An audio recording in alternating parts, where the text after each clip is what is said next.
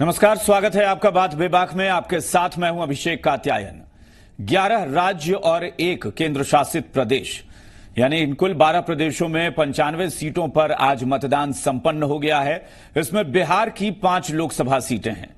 खास बात यह है कि बिहार में अलग अलग चरणों में मतदान हो रहे हैं और पहले चरण में जहां नक्सल प्रभावित इलाकों में मतदान हुआ था, वैसे ही आज 5 जिन लोकसभा सीटों पर मतदान हुआ है वहां पर अल्पसंख्यक मतदाताओं की संख्या भी अच्छी खासी है। यानी अगर कहें कि ये जो सीटें हैं ये अल्पसंख्यक बहुल क्षेत्र हैं और यहां मतदान हुआ है। खास बात यह रही है कि इन सीटों पर जब मतदान हुआ है वो पहले चरण से ज्यादा सुखद रहा है, ज्यादा संतोषजनक रहा है, क्योंकि मतदान प्रतिशत 62.25% मतदान यहां पर हुआ है। और जाहिर तौर पर यह निर्वाचन विभाग के लिए भी एक सुखद स्थिति है, क्योंकि बार बार लगातार जागरूकता अभियान चलाने के बावजूद वोट प्रतिशत का नहीं बढ़ना एक चिंता की बात होती है। लेकिन यहां ऐसा लग रहा है कि यहां मतदाताओं ने थोड़ा जागरूक होकर मतदान किया है, बढ़ चढ़कर हिस्सा लिया है। हालांकि शुरुआती दौर में उम्मीद जताई जा रही थी कि 65% से ज्यादा वोटिंग हो सकती है, लेकिन लगभग 62% मतदान यहां पर हुए हैं। जीत के दावे अपने अपने सबके हैं, लेकिन यह 23 मई को साफ होगा कि आखिर जीतेगा कौन यहां से। पहले एक बार सुन लेते हैं कि क्या दावा कर रहे हैं तमाम दलों के नेता। जीत के प्रति 16 आने आश्वस्त हो। जनता ने बहुत पूर्व से मन बना लिया था और मुझे लगता है वो परिणाम इलेक्ट्रॉनिक मशीन में जाने लगा होगा और जरूर इस बार पूर्णिया जीतेगा। पूरा पूर्णिया में लड़ है और 2014 के मुकाबले इस बार 3 मतों से हम लोग चुनाव जीतेंगे और विरोधी दूर नजर नहीं आएंगे। 5 जगह तो बात छोड़ दीजिए, बिहार के अंदर 40 सीट पर एनडीए गठबंधन अपनी बढ़त बनाएगा। पहले चरण की 4 सीटों पर भारी बहुमत से हम जीत रहे हैं और अभी जो दूसरे चरण का जो संकेत ट्रेंड मिल रहा है उसमें भी एनडीए गठबंधन और सभी सीटों पर चुनाव जीतेगा। 40 सीटों की बात करते हैं तो इस चरण की वो 5 सीटें भी शामिल है जिस पर आज चुनाव हो रहे हैं और अभूतपूर्व उत्साह है मतदाताओं में। नीतीश कुमार जी ने जो बिहार में कार्य किए हैं, ये वोट उनके लिए हो रहा है और निश्चित तौर पर इन 5 सीटों पर भी हम बहुत ही अच्छे अंतर से चुनाव जीतेंगे। देखिए, लोग मोदी जी को प्रधानमंत्री बनाना चाहते हैं और मोदी जी को प्रधानमंत्री बनाने के लिए जो लोग उनको प्रधानमंत्री बनाना चाहते हैं वे सब के सब लोग जाति संप्रदाय की सीमा से ऊपर उठ करके एनडीए के पक्ष में मतदान कर रहे हैं। 2 सीट है आरजेडी जहां से लड़ रही है और महागठबंधन के प्रत्याशी जो हैं, कांग्रेस के लोग हैं किशनगंज वगैरह में जहां चुनाव हो रहा है। काफी अच्छे अभी तो शुरुआत है और हम लोग आश्वस्त हैं, कोई दिक्कत नहीं होने जा रही है। हम लोग भारी मतों से हर जगह चुनाव जीतेंगे। इस चरण में जो चुनाव हो रहे हैं, महागठबंधन मजबूती से सभी सीटों पे लड़ रही है। आपने देखा होगा कि वहां के लोगों ने इतना प्यार और समर्थन दिया है कि जिनकी भी जनसभा हमने लगाई है वहां उम्मीद से कहीं ज्यादा लोग आए। चलिए, ये तो दावे जीत के अपने अपने किए जा रहे हैं इस बार के चुनाव में, लेकिन एक बार 2014 का हम बता दें कि परिणाम क्या रहा था। बहुत जल्दी में आपको बता दें कि बांका से जयप्रकाश नारायण यादव जीते थे, आरजेडी कैंडिडेट। इसके अलावा अगर हम कटिहार की बात करें, तारिक अनवर एनसीपी के थे, वो तब चुनाव जीते। किशनगंज मोहम्मद असरारुल हक उन्होंने चुनाव जीता था, जो कि कांग्रेस से। इसके अलावा पूर्णिया से जनता दल यूनाइटेड के संतोष कुमार जीते थे और भागलपुर से शैलेश कुमार उर्फ बुलो मंडल, इन्होंने चुनाव जीता था आरजेडी के। यानी कुल मिलाकर अगर तब की बात करें हम 2014 की, तो उस वक्त की तस्वीर यह थी कि एनडीए को इन 5 में से एक भी सीट नहीं मिली थी। लेकिन अब जेडीयू एनडीए के साथ है और इसलिए यानी ये माना जाए कि अभी फिलहाल जो वहां के वर्तमान सांसद हैं वो जेडीयू के हैं, तो वो अभी एनडीए खेमे से हैं, लेकिन एक सीट पर। बाकी 4 जो है आज भी एनडीए से दूर है। इस बार क्या होगा, ये एक बड़ा सवाल है। हमारे साथ चर्चा के लिए जो मेहमान जुड़े हैं उनसे आपका परिचय करा दें। जेडीयू की तरफ से पार्टी के प्रवक्ता अजय आलोक जी हमारे साथ हैं। संजय टाइगर जी हैं बीजेपी प्रवक्ता, वो हमारे साथ जुड़े हैं इस चर्चा में शामिल होने के लिए। शक्ति यादव जी हैं विधायक आरजेडी के और प्रवक्ता हैं। इसके अलावा अमित कुमार टुन्ना कांग्रेस के विधायक, वो भी हमारे साथ जुड़े हैं। आप सभी मेहमानों का स्वागत है इस चर्चा में। शुरुआत हम अजय आलोक जी आपसे करें, जरा बताइएगा कि इन 5 सीटों की स्थिति ये थी 2014 में, तब आप एनडीए का हिस्सा नहीं थे, लेकिन एक सीट आपके खाते में थी। आज वर्तमान स्थिति में आप एनडीए के साथ हैं, लेकिन फिर भी यहां पर वोट प्रतिशत जिस हिसाब से रहा है 62% से ज्यादा वोट पड़े हैं, क्या लगता है और क्यों यह दावा अब भी है कि इन 5 सीटों पर एनडीए बढ़त बना सकता है, किस आधार पर? देखिए कात्यायन जी, इसमें कोई शक नहीं है। मैंने कल भी कहा था, मैं आज भी कह रहा हूं कि द्वितीय चरण के 5 की 5 सीट जदयू ही लड़ रही है और 5 की 5 सीट पे हम बहुत कंफर्टेबल मेजोरिटी से जीतने जा रहे हैं जी। उसका कारण यह है कि देश ने और प्रदेश ने प्रधानमंत्री के नेतृत्व को देश के स्तर पे और मुख्यमंत्री नीतीश कुमार के नेतृत्व को प्रदेश के स्तर पे दिल से स्वीकारा है और उनके कार्यों की प्रशंसा की है।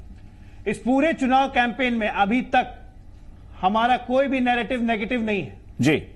हम नेगेटिव बात ही नहीं कर रहे हैं। हम सिर्फ बात कर रहे हैं विकास की, हम सिर्फ बात कर रहे हैं कि हमने क्या काम किया है, हम सिर्फ बात कर रहे हैं हम क्या काम और करना चाहते हैं। और हम बोलते हैं कि अगर आपको हम पर भरोसा है तो आप हमको मौका दीजिए। और हमारे विरोधियों को देखिए वो क्या बात करते हैं, संविधान खतरे में है, देश खत्म हो जाएगा, अगला चुनाव नहीं होगा, अब लगता है कि सूरज नहीं निकलेगा, नरेंद्र मोदी हटाओ, नीतीश भगाओ, बिहार बचाओ, देश बचाओ। वो ये कभी नहीं कहते हैं कि वो क्या करेंगे। उनका नैरेटिव क्या है? नेगेटिव। उनकी नैरेटिव क्या है? नेगेटिविटी। दूसरा चीज, बिहार तंग आ गया है, वंशवादियों से, भ्रष्टाचारियों से देश भी तंग आ गया है, मुक्ति चाहता है। मुसलमान भी तंग आ चुके हैं कि खुलेआम मुसलमानों को कॉल दिया जाता है कि मुसलमान इकट्ठा हो जाओ, मोदी को हराना है। तो मुसलमान भी तंग आ गए हैं कि लेकिन समीकरणों पर जरा गौर करिएगा, समीकरण पे गौर करिएगा। जैसे हम कुछ सीटों की बात कर लें, कटिहार की सीट है, वहां तारिक अनवर का बहुत मजबूत गढ़ रहा है, बहुत मजबूत पकड़ रही है, सब जानते हैं। बांका की बात करते हैं, तारिक अनवर, बांका में पुतुल देवी हैं, वो बगावत कर चुकी हैं और पुतुल देवी दिग्विजय सिंह की, दिवंगत दिग्विजय सिंह की पत्नी है, तो जाहिर तौर पर उनकी भी अपनी एक पकड़ है, उनका एक जबरदस्त सहानुभूतिक समर्थन वहां पर है।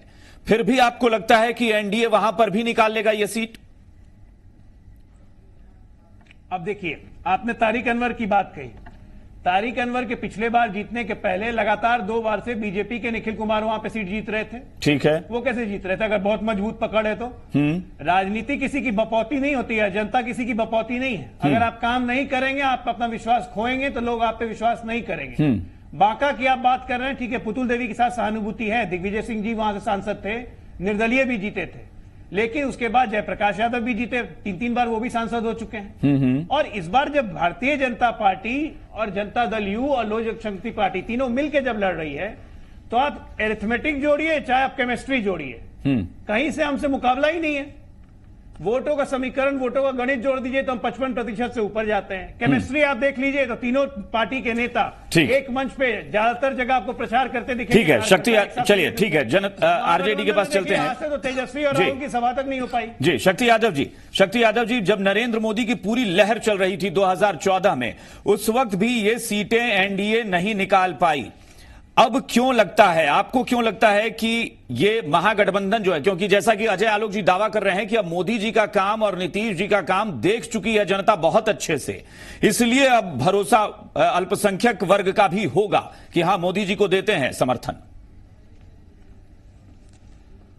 अभिषेक जी, देश तबाह है वर्तमान हुकूमत से।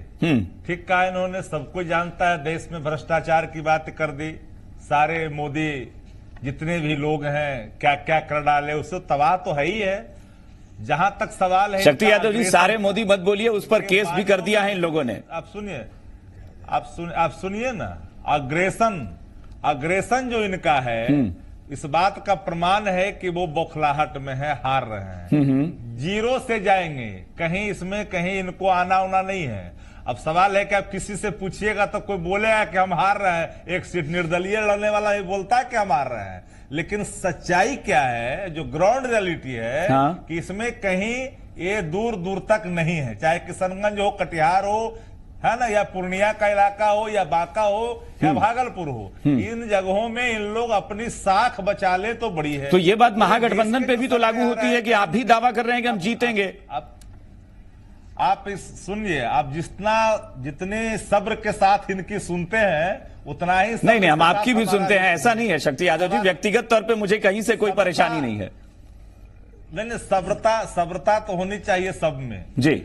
सवाल वो नहीं है, सवाल ये है कि महागठबंधन जिन असूलों को लेकर के, क्या ये सच नहीं है कि देश में वर्तमान जो हुकूमत है 2014 में युवाओं को किस तरह से लॉलीपॉप दिखाया, देश में किस तरह धार्मिक उन्माद बढ़ाया, किस तरह से सेना के सवाल पर देश में उन्माद फैलाने की कोशिश की, ये हर कोई जानता है। तो हर मोर्चे पर विफल होने के बाद देश में पुनः एक फिर राष्ट्रीयता की भावना जगाने की कोशिश की गई और फिर उसके बाद वह भी नहीं हुआ तो अब आतंक पिछड़ा का बेटा, तो ये सारे जो अच्छा शक्ति यादव जी, आपने बोला तो मुझे बीच में रोकना पड़ता है, कुछ ऐसा शब्द आ जाता है। आप मुझे एक बात बताइए, आप कह रहे हैं कि राष्ट्र भावना जगाने की कोशिश की गई, तो राष्ट्र भावना जगाना और उन्माद फैलाना, इसका कनेक्शन नहीं कहीं से बनता। आप कह रहे हैं कि सेना की बात पर उन्माद कैसे हो सकता है? उन्माद नेगेटिव वर्ड है। आपने सुनिए, सेना का मनोबल और सेना का सम्मान देश करता है, राष्ट्रीयता, राष्ट्र हमारा सर्वोपरि है और सेना का सम्मान सब कोई करता। सवाल उठता है कि सेना के नाम पर दुरुपयोग नहीं, सेना के नाम पर दुरुपयोग करेंगे तो देश की जनता आपको ताली पार करेगी, यानी वोट के लिए इस्तेमाल नहीं होना चाहिए। सवाल नहीं होनी चाहिए, सवाल वो है।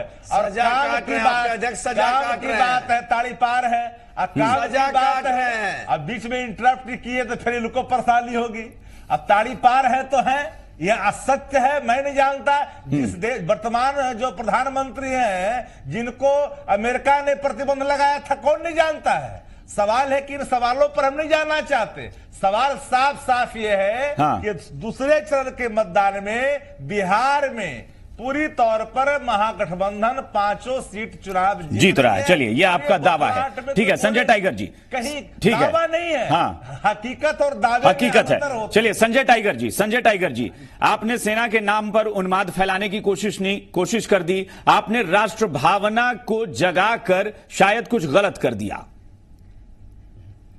देखिए, ये चुनाव हार चुके हैं, ये मान भी चुके हैं, इसीलिए हार का बहाना ढूंढ रहे हैं। ईवीएम पे सवाल खड़ा किया जा रहा है, ये लोग अदालत का भी दरवाजा खटखटाने वाले हैं। अब चुनाव हारने के बाद यही कहेंगे जो आज कह रहे हैं। देखिए, देश की जनता विकास के साथ जा रही है, विकास के लिए मतदान कर रही है, और जिस तरीके से देश में नरेंद्र मोदी के नेतृत्व में और प्रदेश में नीतीश कुमार के नेतृत्व में विकास का काम हुआ है, जनता नहीं चाहती है कि ये विकास की गति अवरुद्ध हो।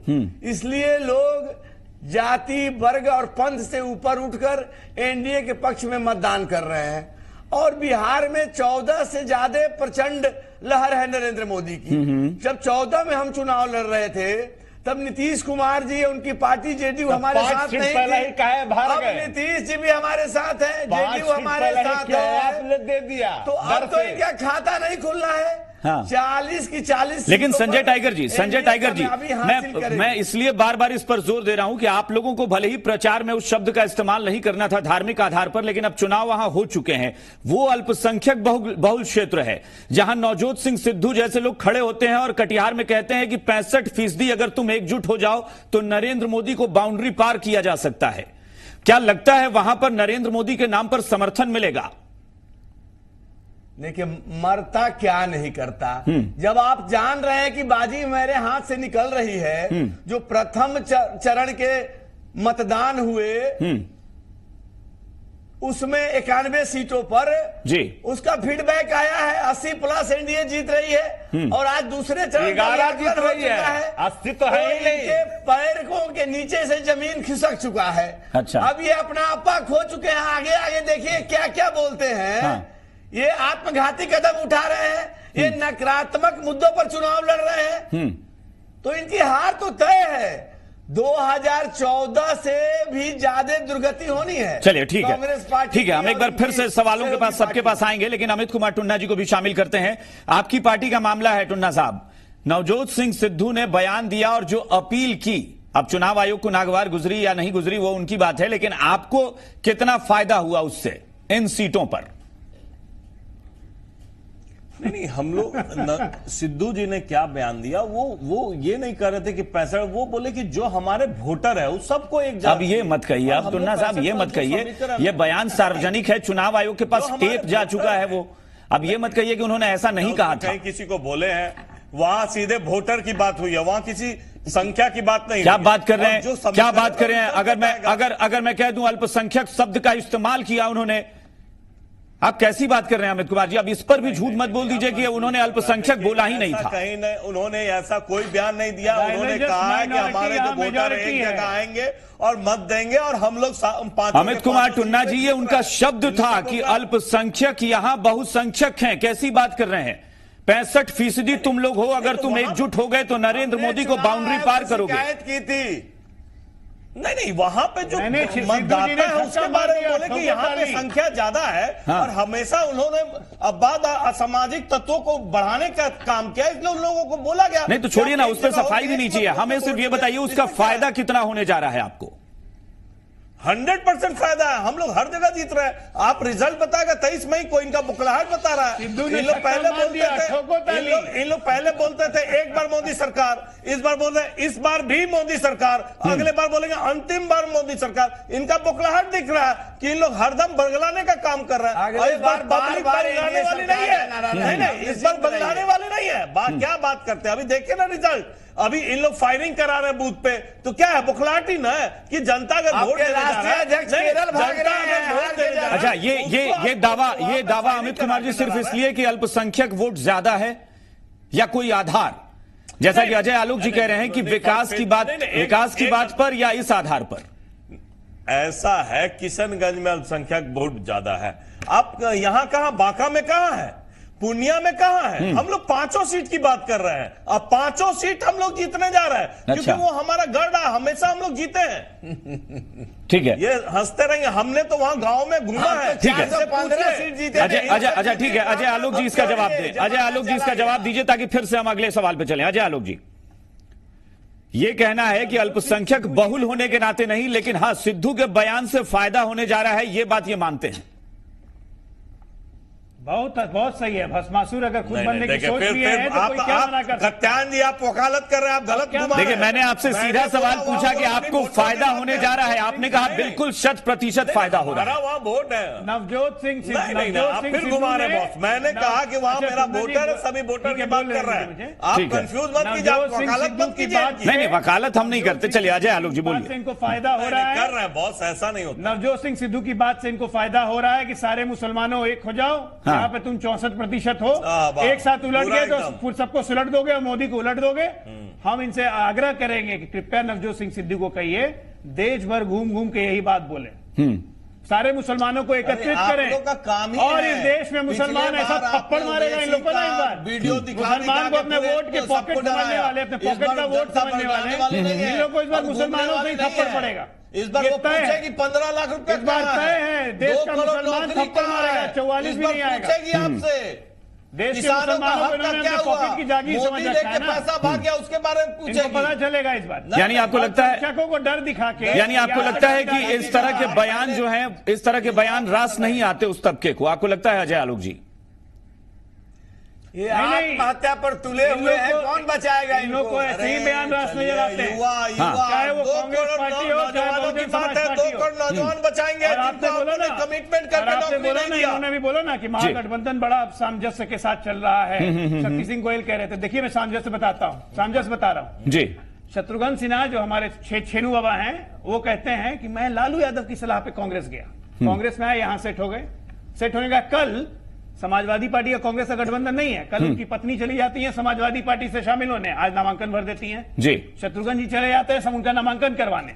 आज कांग्रेस पार्टी वहां से वो फ्रौडाचार्य जो हैं आपके प्रमोद कृष्णन, उनको उतार देती है कैंडिडेट बना के लखनऊ से। ठीक है। अब सवाल ये उठता है कि हमारे शॉटगन, हमारे बिहारी बाबू किधर जाएंगे? अपनी पत्नी का प्रचार करने जाएंगे?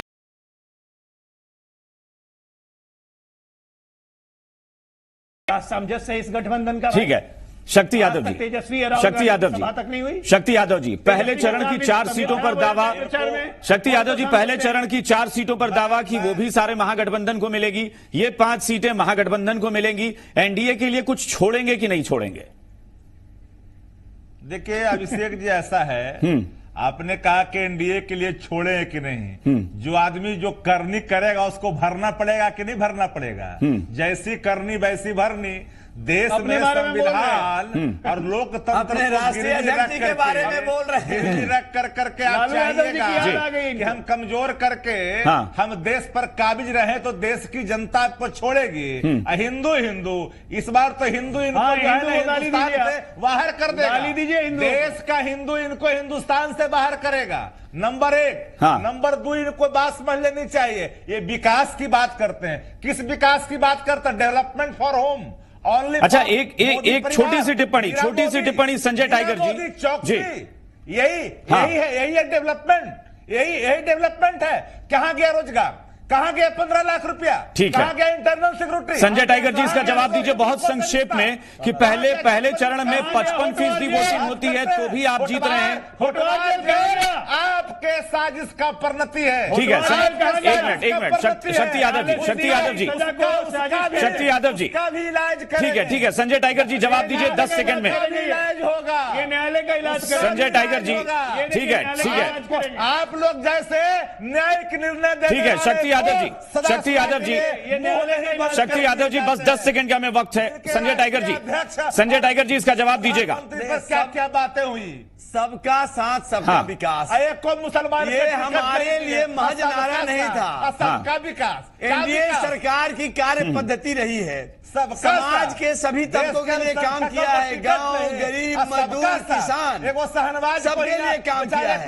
देश की आर्थिक चलिए, मुझे लगता है कि जिस तरह की ये खींचतान है, मुझे लगता है जिस तरह की खींचतान है कि 40 सीटें अगर महागठबंधन और 40 एनडीए का दावा है तो बिहार में क्या 80 सीटें होनी चाहिए थी? ये अपने आप में बड़ा सवाल है कि 40 सीटों पर कोई उससे कम में मानने को तैयार ही नहीं है। फिलहाल 23 मई का इंतजार सबको करना होगा। बहुत बहुत शुक्रिया आप सबका हमारे साथ जुड़ने के लिए, इस चर्चा में शामिल होने के लिए। बात विभाग में फिलहाल इतना ही। नमस्कार।